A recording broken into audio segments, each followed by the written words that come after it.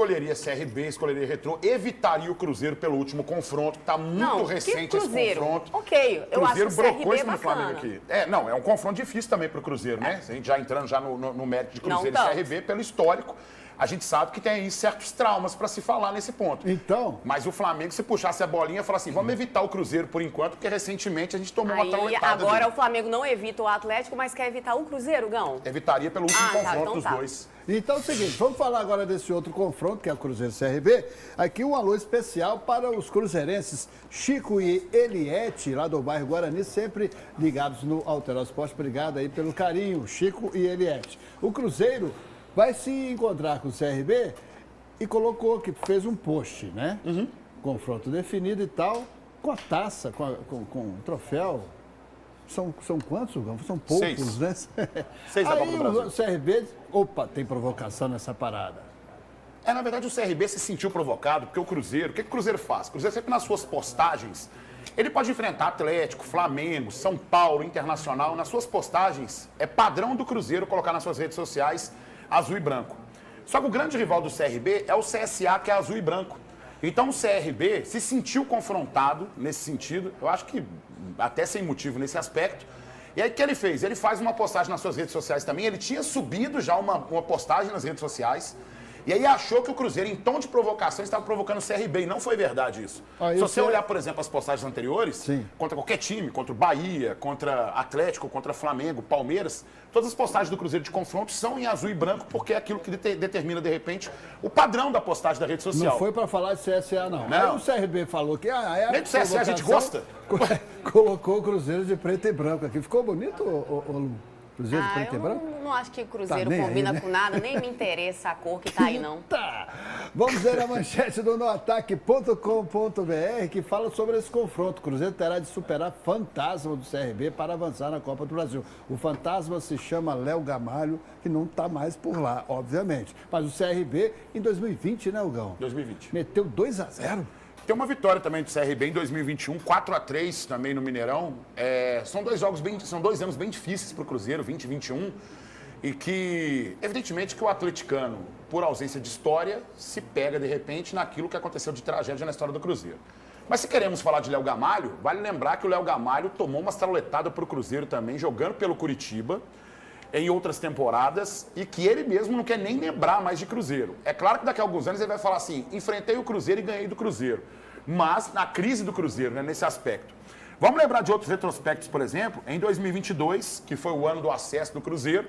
O Cruzeiro tem 2 confrontos contra o CRB e broca sobre o CRB em 2 placares de 2-0. Aí enfrenta o Curitiba também, num momento de crise, inclusive, enfrenta o Curitiba no ano anterior, ganha do Curitiba. Aí, salvo engano, acho que o Léo Gamalho já estava no Curitiba e no ano seguinte o Léo Gamalho também perde para o Cruzeiro. Agora, se querem falar de traumas, por exemplo, eu acho que neste momento, com muito respeito ao CRB, porque eu não sou de desrespeitar os times aqui, e também entendo a dificuldade que é uma Copa do Brasil, porque tem time que entra valendo o orçamento do ano inteiro numa Copa do Brasil. E o CRB vem com esse pensamento e se sentindo provocado pelo Cruzeiro, o que não aconteceu. Então, o CRB vem preocupado, porque sabe que o Cruzeiro está numa toada nessa Série A de Campeonato Brasileiro. O Léo Jardim encontrou um jeito de jogar com esse time, que o CRB deve estar mais preocupado do que propriamente o Cruzeiro. Eu acho que são situações totalmente diferentes. O Cruzeiro estava na segunda divisão, estava mal. Hoje está quase na liderança do Campeonato Brasileiro da primeira divisão e há um abismo entre Cruzeiro e CRB. Então, só um milagre, uma zebra muito grande para o CRB passar dessa. E agora sim, tom de provocação. Tem mais o Atlético a se preocupar pelo confronto recente contra o Flamengo do que o Cruzeiro preocupar com o CRB nesse momento, tá? E no X, Leopoldo, @LeopoldoAE, pode colocar, Miltinho, aí para nós. A gente pergunta sobre mineiros na Copa do Brasil, né? Quem passa? 15% votando no Atlético, 75% votando no Cruzeiro, os dois apenas 4% e nenhum deles 6%. Ô, Léo, o atleticano, meus amigos atleticanos todos ontem decepcionados, indo pro boteco beber de tristeza por causa desse quando viram o Flamengo. Acho que nem atleticano tá votando nisso, né, Lu? Não, Minha esposa lá em casa ficou bem preocupada. Quando ela viu a bolinha, ela, pelo amor olha de só, Deus, o Flamengo... o que eu acabei de falar? Claro que eu estou preocupada. Olha... Eu perdi até... Ô, Lauro, me ajuda, Lauro Lopes. Eu perdi até a próxima matéria. Já sei, lembrei. Alexandre Matos, deixando o Cruzeiro, Gão. Aí ele postou, né, uma mensagem agradecendo ao Pedro Lourenço, a todos os profissionais do Cruzeiro, direção e torcida. Fez esta homenagem aí, essa despedida no gramado do Mineirão antes do jogo com o Palmeiras, que ele também, né, participou lá da diretoria há algum tempo, com a bandeira, colocou ali ao chão, fez uma reverência, melhor dizendo.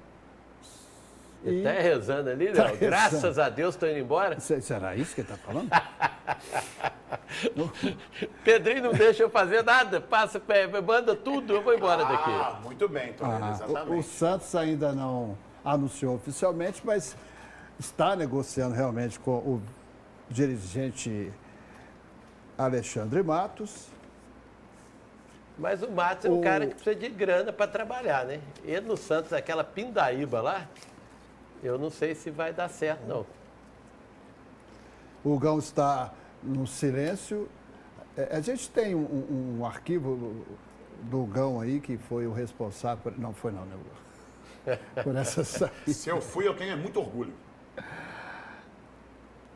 Encerra mais um ciclo do clube, mês de trabalho intenso de reconstrução, decisões importantes, acima de tudo, de paixão por esses clubes, disse ali o Alexandre Matos. Há controvérsias. Vamos admitir que não deu certo essa segunda Não, passagem? vamos admitir, Gão, que eu acho que cabe uma reflexão muito grande aqui. Sabe por quê? Aí, ó. O que é, Lu? Olha lá, o Gão mandando o Matos embora, o Toledo mandou o Teu Willian embora, tá vendo? Quem que você quer mandar embora do Atlético? Vou avaliar também, porque nós estamos com essa a força. bancada está com essa força, eu vou pensar aqui. Agora eu acho que é um momento de reflexão pelo seguinte, até pro Alexandre Matos. Tem o dirigente da época das associações. Perfeito. E tem o dirigente da época das SAFs. Exato. SAF não vai admitir desaforo. Alexandre, você contratou muita gente lá no Palmeiras que não deu certo por salários altos. Principais peças do Cruzeiro hoje. Vamos entender que o Gabriel Barbosa, o Gabigol, ele funciona e entende bem o que é a hierarquia. Não existe nenhum clube por qual ele tenha passado que tenha tido conflitos com treinadores ou desrespeito à hierarquia. Um baita de um profissional. Pode ter polêmica, holofotes virados para ele, mas não tem nenhuma polêmica no Cruzeiro a que possa se render, de repente, alguma crítica, alguma coisa nesse sentido.